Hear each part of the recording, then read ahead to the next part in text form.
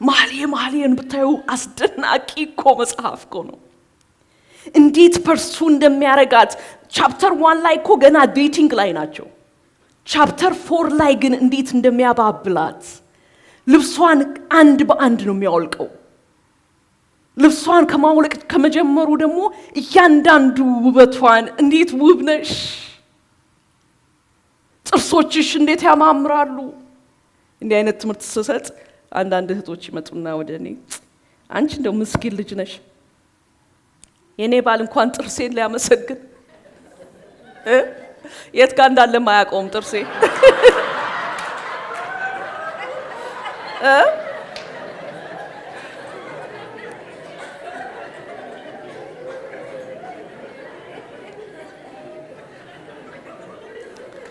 የዋህ ነሽ ይሉኛል።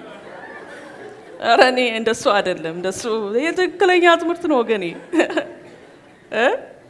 ጥርሷን አድንቅ እንጂ።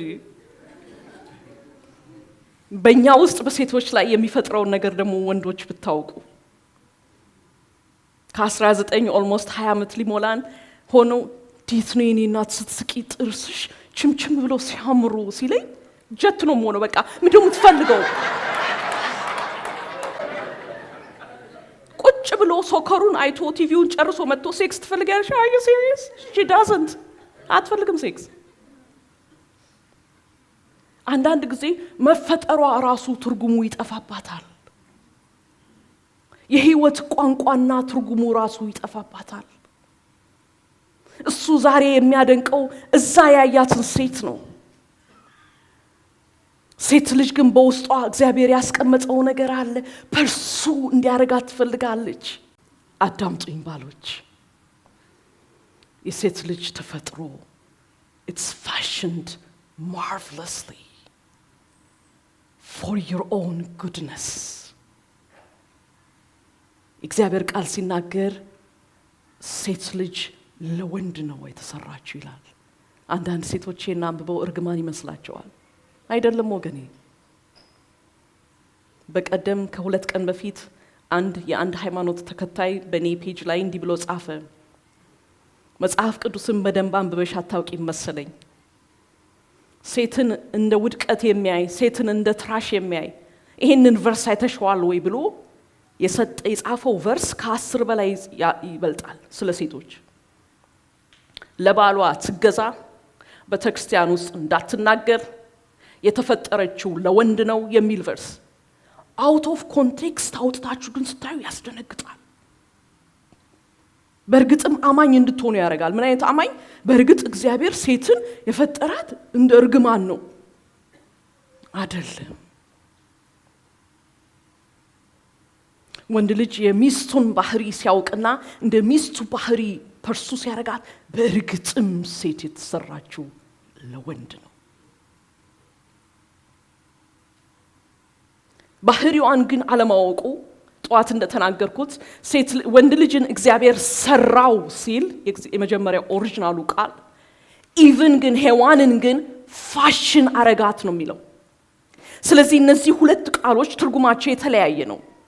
አዳምን he made him ሲል made የሚለው የመጀመሪያ ኦሪጂናል ቃሉ ብርጭቆ ሰራ፣ ድስት ሰራ፣ አልጋ ሰራ ማለት ነው የሚጠቀምባቸው። ሴት ልጅ ግን ሰራት የሚለው he made her አይልም ኦሪጂናል ቃሉ he fashioned her። ስለዚህ ይሄ ወርድ ከምን ጋር ይሄዳል መሰላችሁ? ከፓላስ ጋር። ፓላስ ብዙ ክፍል አለው፣ ብዙ መግቢያ በሮች አሉት፣ ብዙ መውጫ በሮች አሉት። በጣም የተከፋፈለ ነገር። አንዱ ክላስ ውስጥ ገብታችሁ ከዛ ወጣችሁ አንድ ቦታ ሊድ ስትላችሁ it's like እንትን ነው ምንድነው የሚባለው? puzzle. You will get lost. I don't know ስንቶቻችሁ ፓላስ ውስጥ ገብታችሁ እንደምታውቁ። እኔ ድሮ ፓላስ የተሰራ አሜሪካን ሀገር ውስጥ የሚታዩ ነገሮች ገብቼ እማቅ መስሎኝ ላጥብ አንዱ ጋር ገብቼ ሬስትሩም ኮንቪ እንዴት ልመለስ መጀመሪያ ከገባውበት።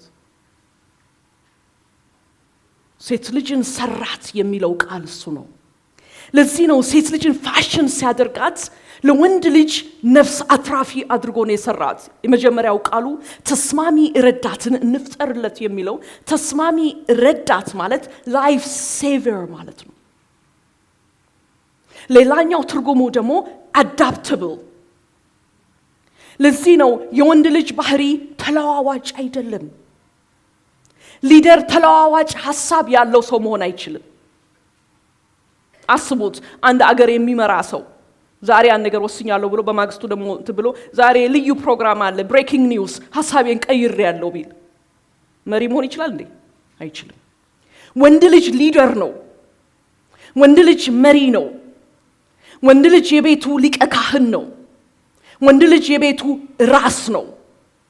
ስለዚህ እግዚአብሔር ወንድ ልጅን ሲሰራው ፋሽን ሲያደርገው የሚለዋወጥ እንደ ሁኔታዎች የሚለዋወጥ አድርጎ አይደለም የሰራው።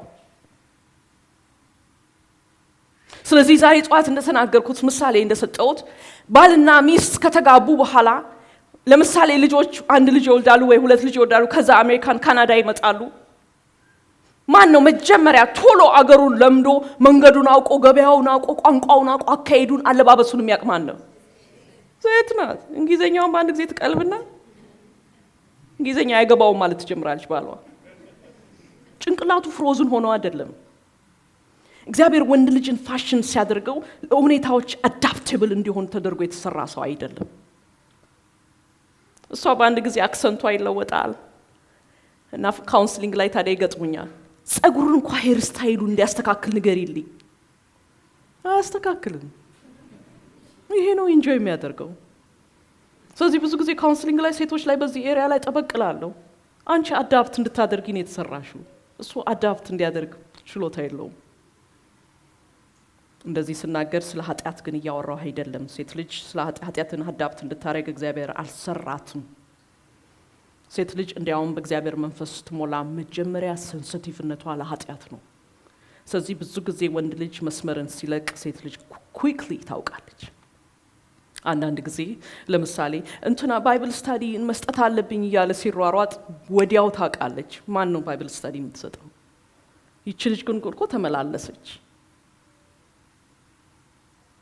ገና አደልተሪ ቤታቸውን በር ሲያንኳኳ የምትነቃ እሷ ናት። ስለዚህ እግዚአብሔር ልነግራቸው አልችልም፣ ማለቂያ የለውም። የሴት ልጅን እግዚአብሔር እንዴት ፋሽን አደራረጉ እንዴት ፕሮቴክስ ሊያደርግ ወንድ ልጅን ህይወት ሴቭ ሊያደርግ የቤታቸውን ነገር ሴቭ ሊያደርግ እንዴት ፋሽን እንዳረጋት ኢትስ ፋሲኔቲንግ።